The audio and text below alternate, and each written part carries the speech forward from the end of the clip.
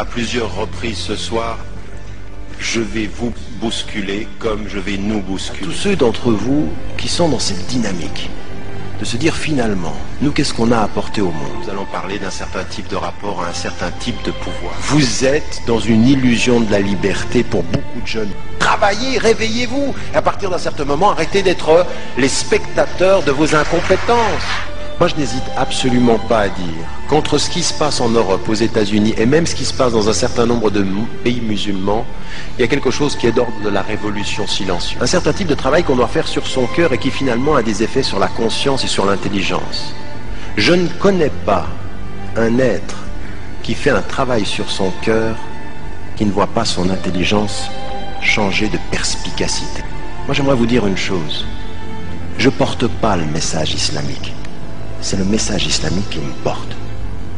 C'est lui qui fait tout ça, parce que la façon dont nous nous comportons est vraiment loin de la dignité de ce que nous portons. Il n'y a rien de plus islamique que l'esprit critique. C'est ça le problème, c'est que nous sommes aliénés dans notre tête, qu'il n'y aura qu'une libération, c'est celle qui viendra du cœur. Moi je vous dis une chose, celui d'entre nous ici et dans cette salle qui est venu ici ce soir entendre un discours purement intellectuel, je vais vous dire une chose, toute l'intelligence du monde que vous pourrez avoir ne vous permettra pas de vous désaliéner si vous ne libérez pas de la confiance dans votre cœur. Il ne s'agit pas, avec un sujet comme celui-ci, absolument pas, et nous n'avons plus le droit de jouer aux victimes. Questionnez vos cœurs. Istafti qalbak.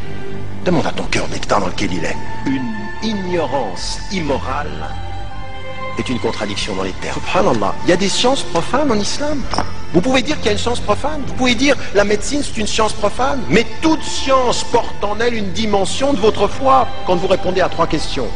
1. Quelle est mon intention?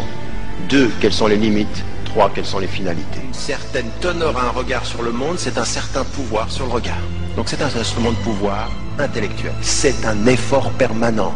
Un effort. Jihad al-nafs, jihad al-aql, jihad al-hurriya, c'est ça qu'on est, c'est pourquoi on dit. Et le jihad et l'ilm aussi, c'est vraiment l'effort du savoir. C'est-à-dire que la demande de la science est une obligation pour le musulman et la musulmane, c'est parce que la science est le fondement de l'éthique. Moi j'ai eu des parents, on a vécu en exil.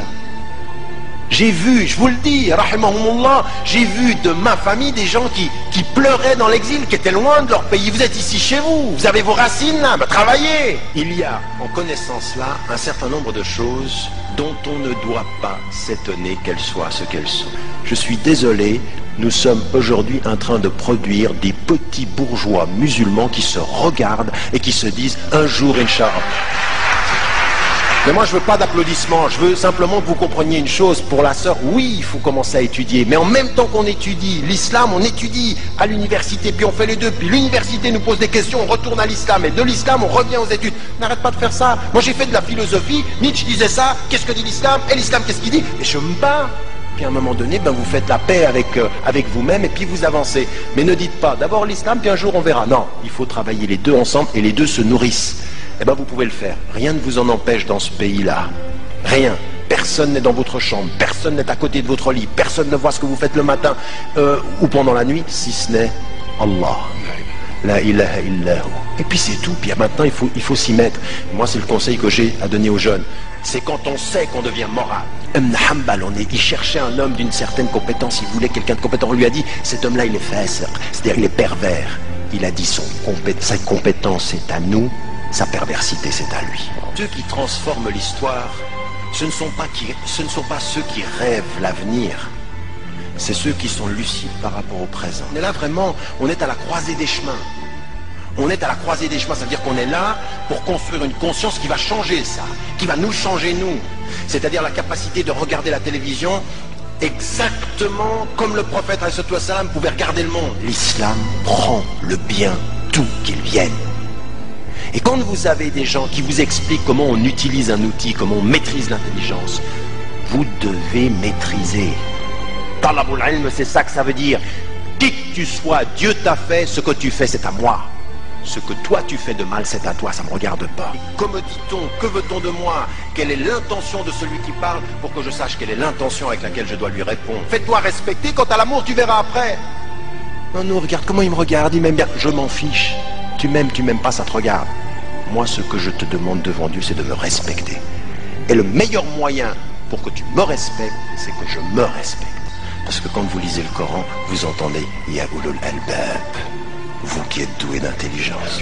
Il faut lire, vous avez plein de livres, sortez ici, il y a plein de livres écrits par plein de gens, vous êtes francophone, il y a énormément de livres, un temps il n'y en avait pas. Vous êtes sommé, au nom de ce que vous êtes, croyant musulman ou simplement être de conscience. Vous êtes ce que vous voulez être, mais vous êtes sommé d'apporter au monde quelque chose qui le change.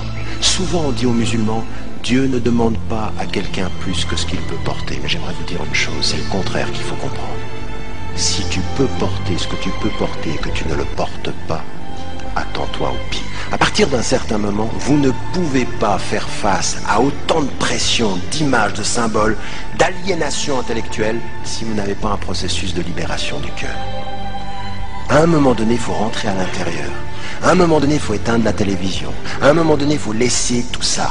Il faut rentrer à l'intérieur puis faire un travail sur soi pour développer une lucidité, essayer de comprendre comment ça se passe. Einstein peut dire « Dieu n'est pas », mais l'intelligence d'Einstein, pour vous, c'est Dieu qui l'a faite.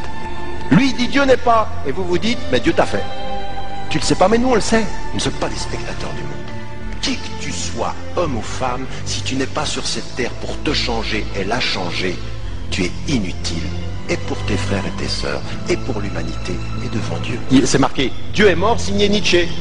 L'autre, il vient après, il dit, Nietzsche est mort, signé Dieu. On n'est pas avec Dieu dans l'ignorance, on est avec Dieu dans la perspicacité. Si vous ne deviez pas utiliser tout ce qui a été produit par des non-musulmans, on serait où là maintenant? Enlevez les lumières, n'utilisez plus le computer? Vous aviez des computers islamiques et des computers koffars ou vous avez... C'est quoi ça? Qui que vous soyez d'ailleurs, quel que soit votre degré de spiritualité, et plus la spiritualité augmente, plus cette responsabilité est lourde. C'est ça qui est étonnant. Plus on est léger avec les hommes, plus à ce moment-là, il nous fait comprendre que les choses sont lourdes sur nos épaules. Si vous discutez avec quelqu'un et qu'il a une bonne idée, cette idée, elle est à vous. C'est effectivement la difficulté que vous avez avec les musulmans d'avoir un esprit critique où ce qui est bon est à nous. C'est le patrimoine de l'universel créé. Aussi maintenant à donner une certaine image du modèle du bien-être. Être bien en apparence et être mal dans le fond, c'est jamais ce qu'Allah demande. Allah il demande d'être bien dans le fond, quant à l'apparence on verra, ça vient tout seul.